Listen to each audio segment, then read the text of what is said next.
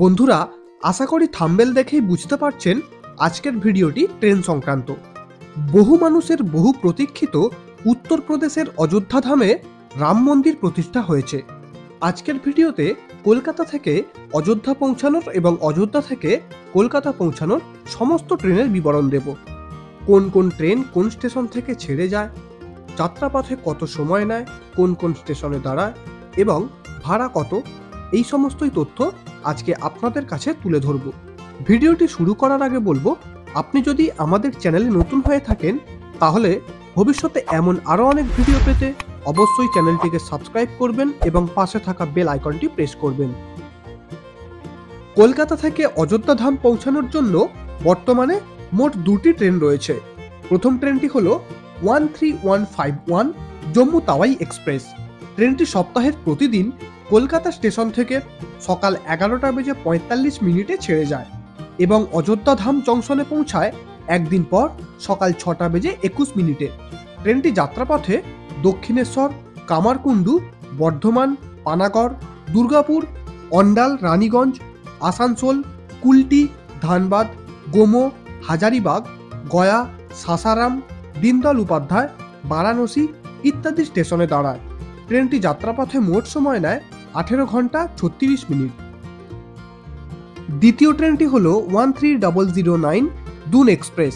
ট্রেনটি সপ্তাহে প্রতিদিন হাওড়া স্টেশন থেকে সন্ধ্যা 8:25 ছেড়ে যায় এবং অযোধ্যা ধাম জংশন পৌঁছায় একদিন পর দুপুর 1:53।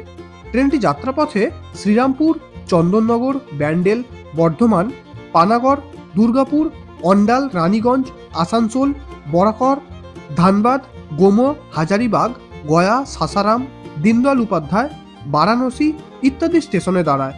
ট্রেনটি যাত্রাপথে মোট সময় নেয় 17 ঘন্টা 28 মিনিট। বন্ধুরা, এবার জেনে নেব কোন কোন ট্রেন অযোধ্যা থেকে কলকাতায় আসে। প্রথম ট্রেনটি হল 13152 জম্মু তাওয়াই এক্সপ্রেস।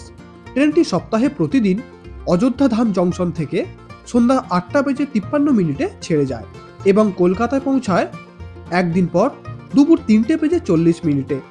ট্রেনটি যাত্রাপথে বারাণসী, দীনদয়াল উপাধ্যায়, সাসারাম, গয়া, হাজারিবাগ, গোমো, ধানবাদ, কুলটি, আসানসোল, রানীগঞ্জ, অন্ডাল, দুর্গাপুর, পানাগড়, বর্ধমান, কামারকুণ্ডু, দক্ষিণেশ্বর ইত্যাদি স্টেশনে দাঁড়ায়। ট্রেনটি যাত্রাপথে মোট সময় নেয় 18 ঘন্টা 36 মিনিট। দ্বিতীয় ট্রেনটি হল 13010 দুন এক্সপ্রেস।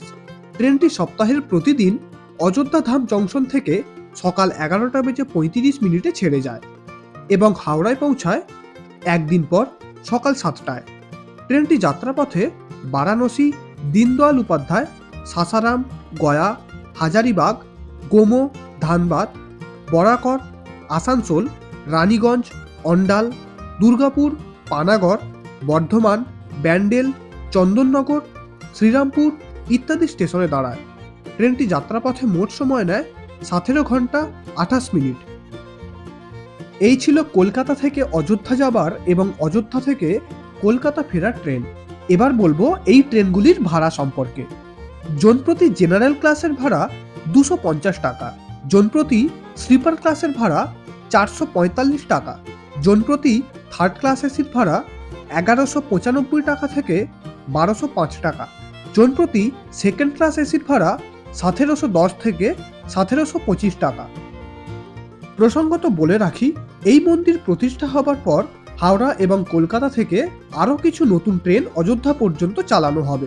সেই সমস্ত ট্রেনের বিবরণ এবং সমস্ত আপডেট আমাদের পরবর্তী কোনো এক ভিডিওতে আপনাদের জানাবো। ভিডিওটি শেষ পর্যন্ত দেখার জন্য ধন্যবাদ।